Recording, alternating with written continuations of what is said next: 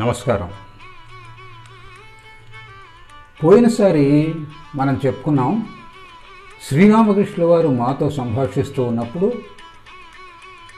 ఒక ప్రశ్న వేశాడు. మహాశయ, కర్మలు ఆచరిస్తూ ఉన్నా కూడా భగవంతుడి యొక్క అనుగ్రహం కలుగుతుందా, భగవల్లాభం పొందవచ్చునా అని అడిగాడు. అందుకు శ్రీరామకృష్ణులు ఇలా చెప్తున్నారు. అందరూ కర్మలు ఆచరిస్తూనే ఉన్నారు. భక్తుడు భగవన్నామ స్మరణ చేయటము కర్మే, అద్వైతులు సోహం భావంతో ధ్యానం చేయటము కర్మే.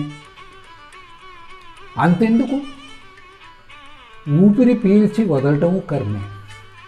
కర్మలు చేయకుండా ఉండే ఉపాయం ఏమీ లేదు.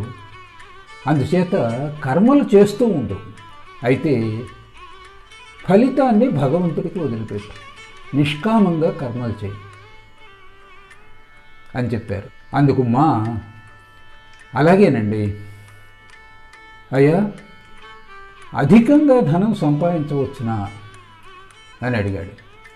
అందుకు శ్రీరామకృష్ణులు, భగవత్ సేవకే అధికంగా ధనం సంపాదించడంలో దోషమేమీ లేదు. అయితే నీ జీవిత ధ్యేయం ధన సంపాదనే కాకూడదు. భగవంతుణ్ణి సేవించడానికి అధిక ధన సంపాదన చేయవచ్చు. భగవంతుడి యొక్క సేవయే ముఖ్యం అని చెప్పారు. తర్వాత, అయ్యా, ఈ కుటుంబ కర్తవ్యాలు ఎంతవరకు ఆచరించాలి, ఇవి ఎన్నాళ్ళు ఆచరించాలి, ఈ కుటుంబం యొక్క బాధ్యతలు అని అడిగాడు అందుకు శ్రీరామకృష్ణులు, కూడు గుడ్డకి ఇబ్బంది కలగనంత వరకు,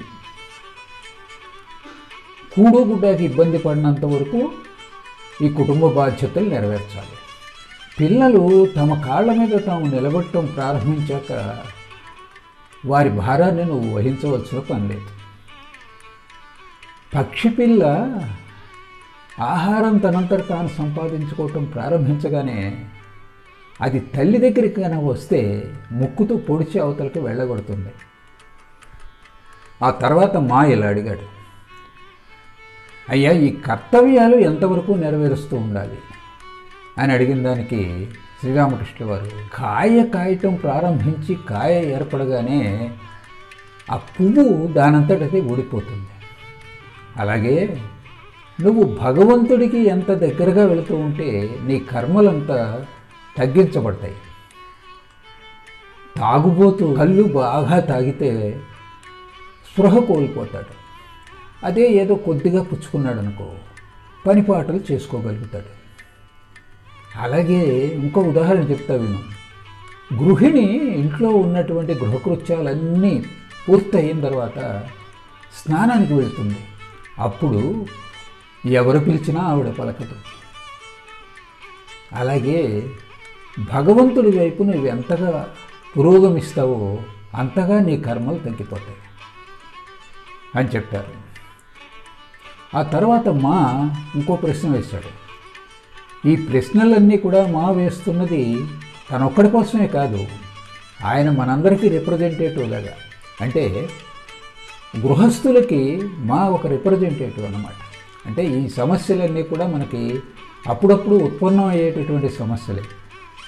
మన తరఫున అడుగుతున్నాడు అని మనం వీటిని భావించాల్సి వస్తుంది. సరే, ఇంకొక ప్రశ్న వేశాడు. ఏమిటంటే, అయ్యా, భగవల్లాభం అంటే ఏమిటి, భగవంతుడి దర్శనం ఎలా కలుగుతుంది, దేన్ని భగవత్ సాక్షాత్కారం అంటారు అని అడిగాడు. అడిగితే దానికి శ్రీరామకృష్ణుల వారు ఇలా చెప్తున్నారు. వైష్ణవ సంప్రదాయాన్ని అనుసరించి భగవత్ మార్గంలో పయనించేటటువంటి వాళ్ళని 4 తరగతులుగా విభజించారు. అవి ఏమిటంటే, ప్రవర్తకుడు, సాధకుడు, సిద్ధుడు, సిద్ధసిద్ధుడు అని 4 రకాలు. ఇందులో ఈ భగవన్ మార్గంలో అప్పుడే కాలుపెట్టినటువంటి వాడిని ప్రవర్తకుడు అంటారు. ఇక భజనలు, నామ సంకీర్తనలు, తీర్థాటనలు, ధ్యానము, జపము ఇట్లాంటివన్నీ చేసేటటువంటి వ్యక్తిని సాధకుడు అంటారు. ఇక సిద్ధుడు, భగవంతుడు ఉన్నాడు అని తెలుసుకున్నటువంటి వాడిని సిద్ధుడు అంటారు. దీనికి వేదాంతంలో ఒక చిన్న ఉదాహరణ చెప్పారు. ఒక ఇంటి యజమాని చీకటి గదిలో నిద్రపోతున్నాడు. అతన్ని పిలవటానికని చెప్పి ఒక వ్యక్తి లోపలికి వెళ్ళాడు.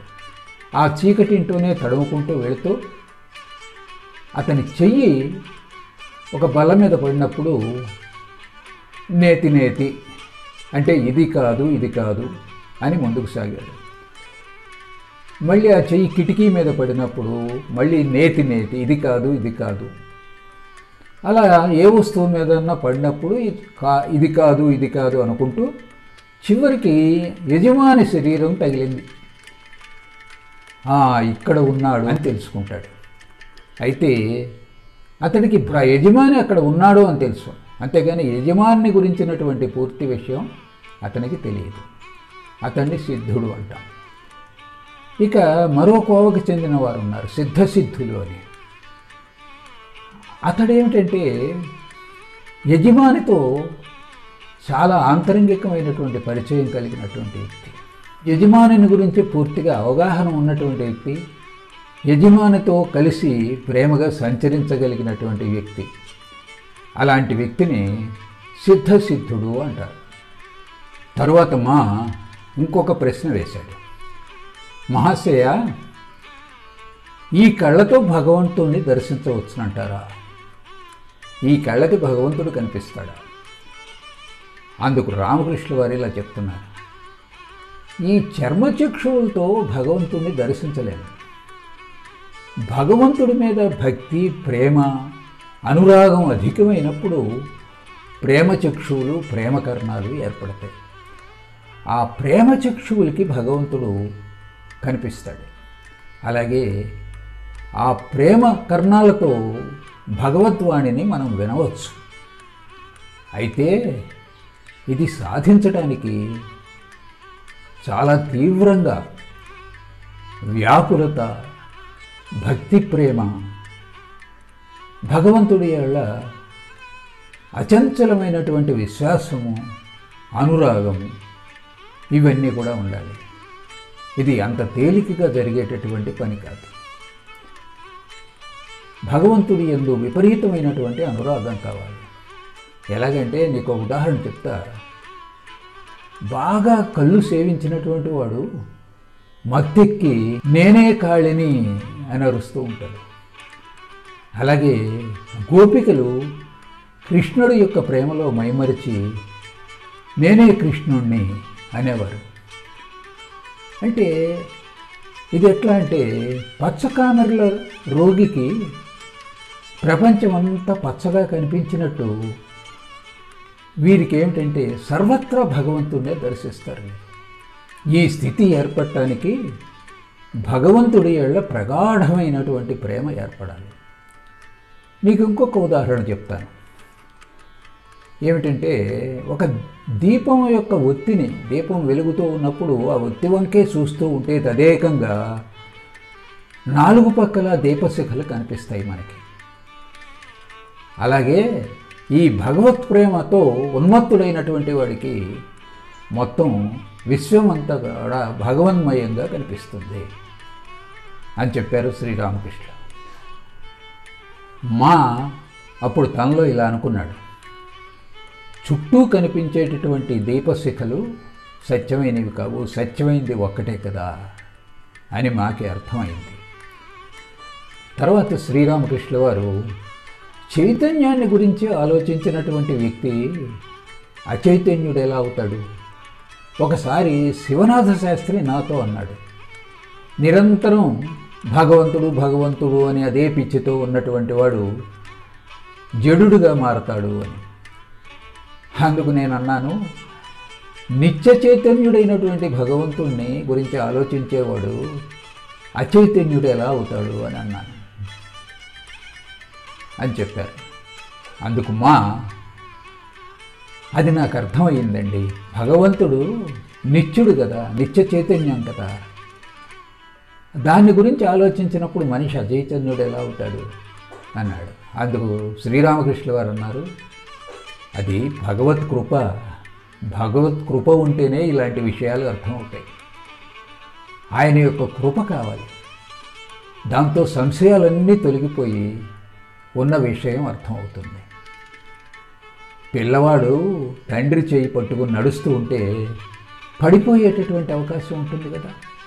అదే తండ్రి పిల్లవాడు చేయి పట్టుకుని నడిపిస్తున్నప్పుడు అతడు జాగ్రత్తగా గమ్యం చేరతాడు. కావలసింది భగవంతుడి మీద అచంచలమైనటువంటి ప్రేమ.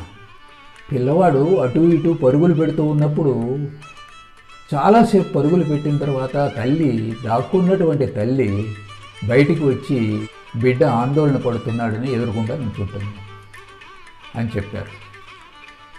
అప్పుడు భగవంతుడు ఇలా మనుషుల్ని పరుగులు పెట్టించడం ఎందుకు అని తనలో అనుకుంటున్నాడు. అది గ్రహించారు శ్రీరామకృష్ణుల వారు. గ్రహించి అలా పరుగులు పెట్టించటం ఆయన లీల. మహామాయ సహాయంతో జగత్ లీల అంతా కూడా ఆయనే నడుపుతున్నాడు. అందుచేత ఆ అమ్మ దగ్గర శరణాగతి పొందాలి, శరణు వేడాలని. అప్పుడే ఏ ఇక్కట్లు లేకుండా మనం గమ్యం చేరుతాం అని చెప్పి ముగించారు శ్రీరామకృష్ణులు. అక్కడతో ఆ సమావేశం ముగిసింది. ఈ రాబోయేటటువంటి ఎపిసోడ్లో ఇంకా గృహస్థులకి ఏం సూచనలు ఇస్తారో అన్నది తెలుసుకుందాం. అంతవరకు సెలవు. నమస్కారం.